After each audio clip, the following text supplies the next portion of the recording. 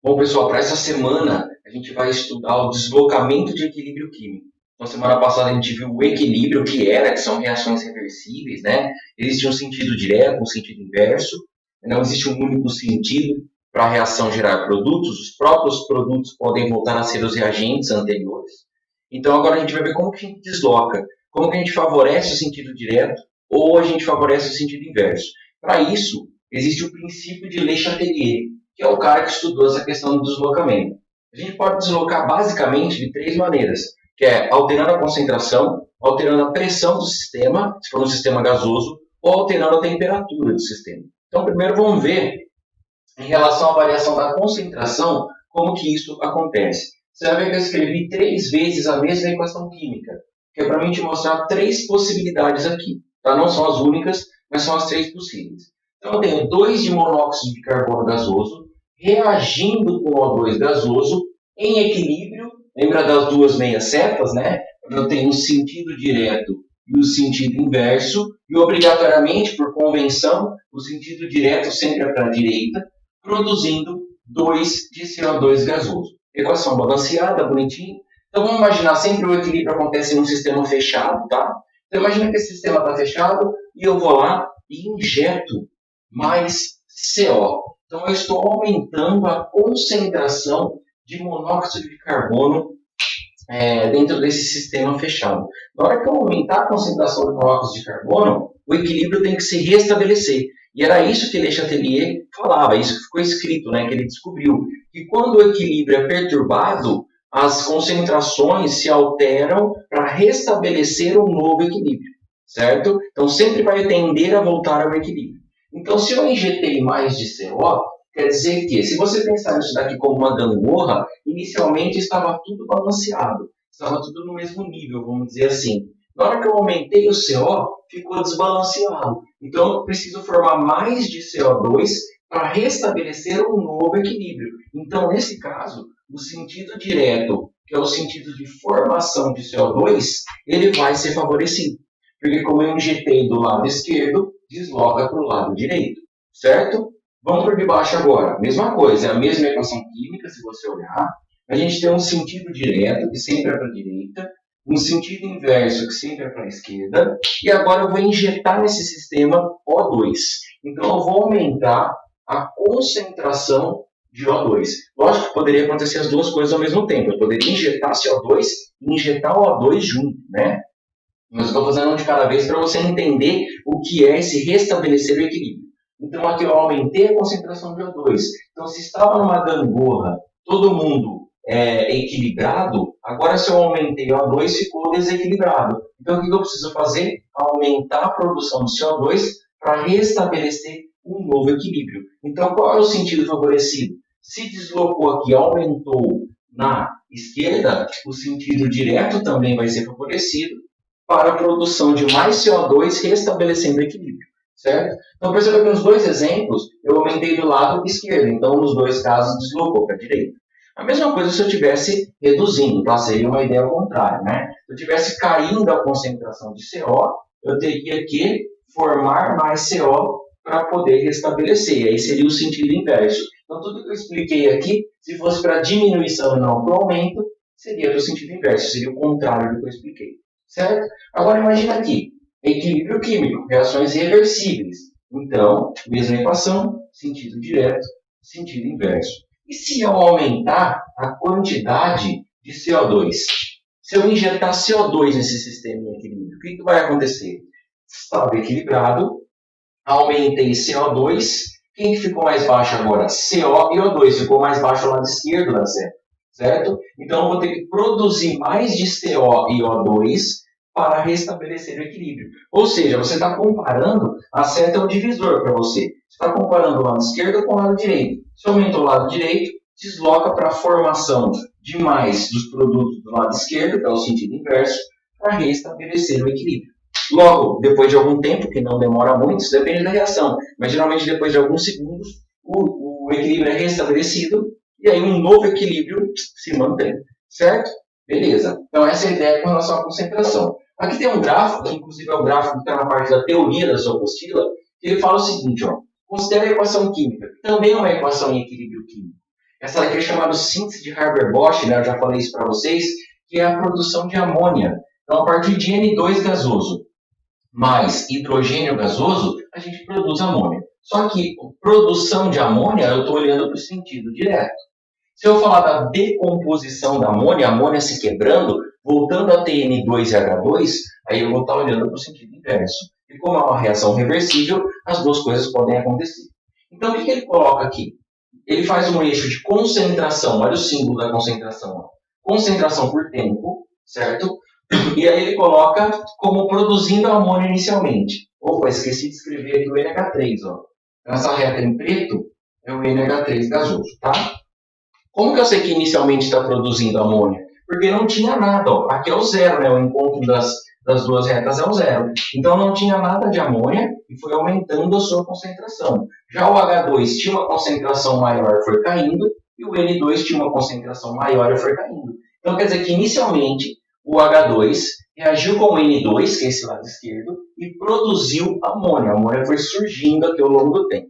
Só que, se você olhar aqui, ó, logo nesse tempo aqui que eu vou chamar de T0, já que eu chamei de T1 e T2, nesse tempo T0, depois tinha estabelecido um equilíbrio. Você pode ver que as retas ficaram constantes. Então, entre T0 e T1, já tinha estabelecido equilíbrio. A gente já tinha atingido aquele equilíbrio da gangorra, certo? Só que se você olhar para o N2, alguém foi lá no tempo T1 e injetou N2. Ou seja, aumentou a concentração de N2. Como é que eu sei? Olha o que aconteceu com a curva. Estava estável, constante, deu um pico, aumentando aqui a concentração, e aí na hora que aumentou N2, houve um leve consumo do H2, porque esse N2 teve que consumir H2, para formar mais de NH3. Então, aumentou N2 porque alguém injetou, consumiu um pouco de H2 porque ele é reagente, certo? E, como eu tenho mais matéria-prima porque aumentei a quantidade de N2, formou mais de NH3, aumentou um pouco. Logo depois, o equilíbrio é restabelecido novamente. Então, mesmo que você perturbe o equilíbrio, ele tende a se restabelecer, certo? Então, mesmo que você injetou, agora o equilíbrio é diferente, não. O equilíbrio estava nesse patamar com amônia, agora está num patamar maior, que formou mais de amônia.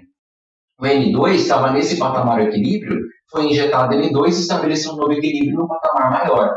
Já o H2, eu tinha esse equilíbrio, como foi necessário consumir H2 para reagir com esse N2 em excesso que eles adicionaram, então eu tenho um pouco menos de H2 no novo equilíbrio, certo? Essa é a leitura do gráfico que está aí na sua apostila e que costuma cair no vestibular também.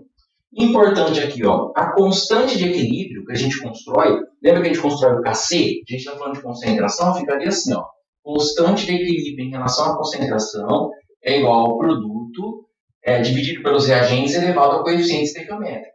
Então ficaria a concentração de NH3 elevado ao quadrado, porque está lá o coeficiente 2, dividido por N2, concentração de N2 elevado à primeira, porque o coeficiente dele é 1, não precisa colocar o 1 se não quiser, vezes a concentração de H2 elevado ao cubo, certo? Já que o coeficiente é 3. Então, essa constante aqui, ela não vai se alterar com esse deslocamento momentâneo. Por quê? Porque estava em equilíbrio, injetou N2, logo depois já se restabeleceu um novo equilíbrio. Então, essas proporções aqui, 1 de N2, 3 de H2 e 2 de NH3, as proporções se mantêm, certo? Como as proporções irão se manter, então o Kc não se altera. O que altera o Kc? A temperatura.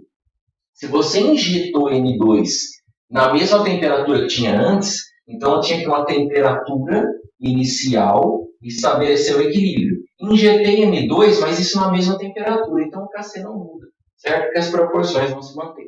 Fechou? Essa é a análise de princípio de Chatelier em relação à concentração. Vou trocar a lousa e a gente fala em relação à pressão e temperatura. Só um segundo. Bom, pessoal, então agora, para continuar nessa ideia do princípio de Le Chatelier, a gente vai falar da variação da pressão no deslocamento do equilíbrio.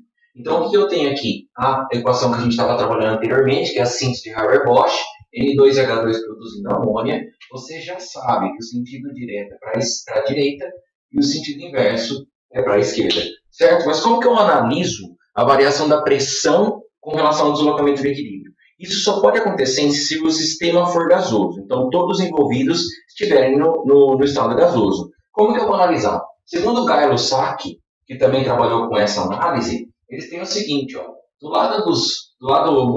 gosto de falar de reagentes, porque se esse cara se decompor, esse cara vira produto. No sentido direto, realmente esse é reagente, esse é produto. Mas no sentido inverso, esse passa a ser reagente e esse passa a ser produto, certo? Então, do lado esquerdo, eu preciso analisar, de acordo com o coeficiente estequiométrico, os volumes gasosos. Então, imagina aqui, ó, na frente do N2, tem o coeficiente estequiométrico 1, certo? Então, aqui eu tenho um volume de N2 mais 3 volumes de H2. Então, 3 mais 1 dá um total de 4 volumes gasosos, já que todos estão no estado gasoso. Então, 4 volumes gasosos, certo? Do lado aqui do NH3, da amônia, do nosso lado direito, eu tenho o coeficiente estequiométrico 2. Se tivesse mais integrantes, a gente ia somar todos os integrantes desde que sejam gasosos. Então, o que eu tenho aqui do lado direito? 2 como coeficiente, então 2 volumes gasosos, certo? Como que a pressão vai deslocar esse equilíbrio dessa análise de volume? É o seguinte, ó, o aumento da pressão causa o deslocamento no sentido de menor volume. Então, se eu aumentar a pressão desse sistema, lembra que isso é um sistema fechado. Então, poderia ser um sistema fechado com êmbolo móvel. Se eu apertar o êmbolo, que é o que você usa muito em física, a gente vai aumentar a pressão. Se eu aumentar a pressão, eu vou deslocar no sentido de menor volume. Entre 4 volumes e 2 volumes, aumentando a pressão, abaixando esse êmbolo, comprimindo, né, esse sistema, vai formar mais de amônia. Aumento da pressão, desloca para o menor volume, que seria a formação de amônia. Ao contrário, a diminuição da pressão causa o deslocamento no sentido de maior volume. Então, o que vai acontecer? Eu estou com o êmbolo, certo? Estou com N2, H2 coexistindo com NH3. Porque no equilíbrio químico, os reagentes e produtos coexistem. Não é uma seta direta que todo o N2 e H2 é consumido e sobra só amônia no final. Não, o N2H2 dá origem à amônia e parte dessa amônia, não total, né, vai se decompor e voltar a formar N2H2. Então, esse é um sistema que a gente chama de equilíbrio dinâmico, ele não é estático. Ele está sempre ali. NH3 formado, NH3 que formou, quebrou, gerou N2H2 de novo, o N2H2 reage, volta a formar amônia, é um sistema dinâmico. Certo? Beleza. Então, o que vai acontecer? Nesse êmbolo, se eu levantar o êmbolo, diminuindo a pressão, expandindo ali, quando eu diminuir a pressão, eu vou para o lado de maior volume. Então, em vez de comprimir o êmbolo para formar amônia, eu posso voltar o êmbolo, diminuir a pressão, e aí eu vou para o lado de maior volume, voltando a ter N2 e H2. Isso não vale só para essa equação. Se há um equilíbrio, se há uma reação reversível, tem duas setas te mostrando o sentido direto e inverso, e a gente tem todo mundo no sistema gasoso dentro do sistema fechado, a gente pode analisar essa questão dos volumes sempre com a equação química balanceada. Certo? É assim que vai ter o princípio de Le Chatelier associado a Gailo-Sack, que é essa leitura dos coeficientes estequiométricos em volumes e deslocando esse equilíbrio. Certo? Beleza. É lógico que se eu comprimir e aumentar a pressão, por um instante eu vou para o lado de menor volume. Depois eu vou restabelecer um novo equilíbrio. Correto? Beleza. Aqui, ó, eu tenho outro sistema, um sistema de reações reversíveis, equilíbrio químico, todo mundo no estado gasoso, e vamos considerar que está dentro de um sistema fechado, com aquele êmbolo que eu falei para vocês. Vamos analisar. Está balanceado? 2 hidrogênios, 2 hidrogênios. 2 iodos, 2 iodos. Está balanceado. Os coeficientes estequiométricos aqui, ó, do H2 é 1 e do iodo também é 1. Certo? Vamos fazer a leitura segundo o Gailo-Sack. Do lado esquerdo, eu tenho um volume mais um volume, eu tenho 2 volumes gasosos, certo? E do lado direito, eu tenho o coeficiente estequiométrico 2, de um cara que é gasoso também, eu também tenho 2 volumes gasosos. Beleza. Bom, os dois lados estão iguais com relação a volumes gasosos. Do lado esquerdo, 2 volumes, do lado direito, 2 volumes. Então, nesse caso, nem aumentar a pressão e nem diminuir a pressão vai deslocar o equilíbrio. Então, pode acontecer que eu tenha um sistema fechado com integrantes gasosos que não deslocam o equilíbrio da pressão? Pode, quando os dois lados tiverem a mesma quantidade em volumes. Aumentar a pressão desloca para o lado de menor volume. Diminuir a pressão desloca para o lado de maior volume. mas eu não tenho menor e maior aqui. Então, nesse exemplo, a variação da pressão, então vamos anotar aqui, ó, a variação da pressão, para esse exemplo aqui, não desloca o equilíbrio. Então, não deslocará o equilíbrio químico. Certo? Com essa análise que a gente já fez aqui, só que lá deu esse empate com relação aos volumes. Beleza. Agora tem esse outro exemplo, que inclusive é o exemplo da sua apostila, que também usa essa equação. Perceba que a síntese de Haber-Bosch eles usam muitas vezes. Tá? Muitas vezes mesmo. Porque ela pode ter vários estudos em cima dela. E no vestibular continua se construindo questões com ela. Certo? Então, o que eu tenho? N2H2 em equilíbrio com NH3, como a gente já trabalhou. Só que agora ele deu uma informação de termoquímica para você. Ele falou que a variação da entalpia é menor do que zero. Ou seja, a variação da entalpia é negativa, exotérmica. Mas, toda vez que ele te dá um equilíbrio, sentido direto e sentido inverso, toda vez que ele te dá um equilíbrio e te dá um valor do ΔH, o valor do ΔH fornecido sempre será do sentido direto. Certo? Quer dizer o seguinte, vamos analisar só o sentido direto, só para a direita. N2 reagindo com 3 de H2 e produzindo 2 de NH3 libera energia, porque o ΔH é menor que zero. Então, o contrário, se eu estiver aqui no sentido inverso, analisando o contrário do que foi fornecido, a gente vai ter um ΔH maior do que zero. Certo? Se no sentido direto é exotérmico, o sentido inverso é endotérmico. Então, para essa equação, a gente tem sentido direto exotérmico, com liberação de energia, e o sentido inverso endotérmico.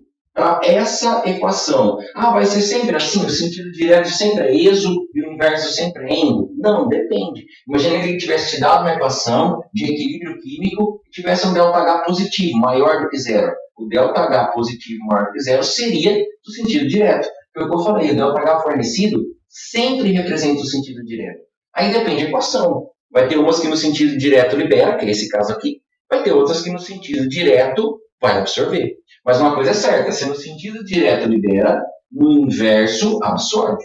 Se fosse um outro exemplo, se no sentido direto ele te desse ΔH positivo, então no sentido direto estava absorvendo. Isso quer dizer que no inverso iria liberar. É sempre ao contrário, certo? A gente tem que perder aquela energia ou absorver uma energia para voltar, fazer o caminho ao contrário. Certinho? Então essa é a análise da variação. Então quer dizer, vamos supor que eu quero produzir amônia, olhando para a temperatura. O que eu tenho que fazer? Eu quero produzir esse cara aqui, no meu exemplo. Se eu quero produzir amônia, eu tenho que aquecer ou resfriar o meio reacional? Bom, no sentido direto, que é o sentido de produção de amônia, ele quer perder energia, ele quer liberar. Se ele quer perder, então eu vou resfriar o frasco. Eu vou ajudar ele a perder energia. Na hora que eu resfriar o frasco, eu estou ajudando o sentido direto. Lógico que na indústria eles não fazem só isso, só mexer na temperatura. O que eles iriam fazer? Vamos pegar tudo o que a gente estudou, inclusive a lousa passada, que eu apaguei já. Bom, na indústria eles iriam, nesse caso, com a ideia de produzir amônia, eles iriam aumentar a concentração de N2, aumentar a concentração de H2, porque eu vou mexer nesse equilíbrio, eu vou aumentar esse lado. Consequentemente, eu tenho que produzir mais amônia para restabelecer o equilíbrio, certo? O que eu ia fazer? Desse lado aqui, ó, 1 mais 3, 4 volumes. Que é o que a gente analisou aqui, ó, 4 volumes. E do lado de cá, 2 volumes. Que é essa mesma equação. Então, eu aumentei a concentração de N2, aumentei a concentração de H2, agora eu posso mexer na pressão. Se a minha intenção é produzir amônia, o que eu vou fazer? Aumentar a pressão. Porque aumentando a pressão, eu desloco para o lado de menor volume, e o lado de menor volume é o produto que eu quero. Então, eu iria também aumentar a pressão, certo? Só que tanto aumentar a concentração de N2, aumentar a concentração de H2 e aumentar a pressão, eu ia fazer com resfriamento do frasco. Por quê? Porque, no sentido direto, a reação é exotérmica e ela quer perder calor. Então, eu também iria abaixar a temperatura, certo? Aumentar a concentração, aumentar a pressão e diminuir a temperatura para produzir amônia. São as 3 leituras do que a gente viu para deslocar o equilíbrio. Beleza? Era isso que eu tinha para passar para vocês aqui. Tem uma observação na sua apostila, inclusive estou com ela aqui na mão, que ele fala o seguinte. Tem o último tópico antes dos exercícios. adição de catalisador e gás inerte. Então a gente já falou de cinética e tudo mais, o que acontece? Catalisadores, eles aumentam a velocidade da reação. Mas no caso do equilíbrio químico, o catalisador, ele não vai deslocar o equilíbrio. Não existe um catalisador que eu vou colocar e vai produzir mais de NH3. Por quê? Deixa eu anotar aqui, eu vou até usar essa equação química para explicar. No sentido direto, a gente tem uma velocidade direta, que é a velocidade de formação de amônia. E no sentido inverso, a gente tem uma velocidade inversa, certo? Quando que o equilíbrio é atingido, que eu gravei na semana passada? É quando a velocidade direta é igual à velocidade inversa. Isso é o que justifica o equilíbrio químico ser atingido. Porém, o catalisador ele não consegue aumentar a velocidade só do direto ou aumentar a velocidade só do inverso. Ele aumenta as duas velocidades ao mesmo tempo e na mesma proporção. Então, ao mesmo tempo que ele aumenta a velocidade de formação de amônia, ele também aumenta a velocidade da decomposição da amônia. Então, por isso o catalisador ele não vai deslocar o equilíbrio, porque ele aumenta as velocidades direta e inversa na mesma proporção e ao mesmo tempo. Então, catalisadores não vão deslocar equilíbrio, certo? Gás inerte. O gás inerte, o nome inerte, diz que ele não reage com ninguém. Então, se eu colocar aqui um gás inerte, imagina que eu coloco um gás nobre, um hélio. Eu injetei hélio nesse sistema. Só que o hélio ele não reage com N2, ele não reage com H2, ele não reage com NH3. Então, o que ele vai fazer aqui? Nada. Ele também não desloca equilíbrio. Você colocou um gás lá que não serve para nada. Então, ele não desloca equilíbrio também. Catalisadores não deslocam, gás inerte não desloca. Fechou? Então tá aí essa parte. Faça a lista de exercícios, faça os exercícios da apostila também. Qualquer dúvida, segue na live lá. Valeu!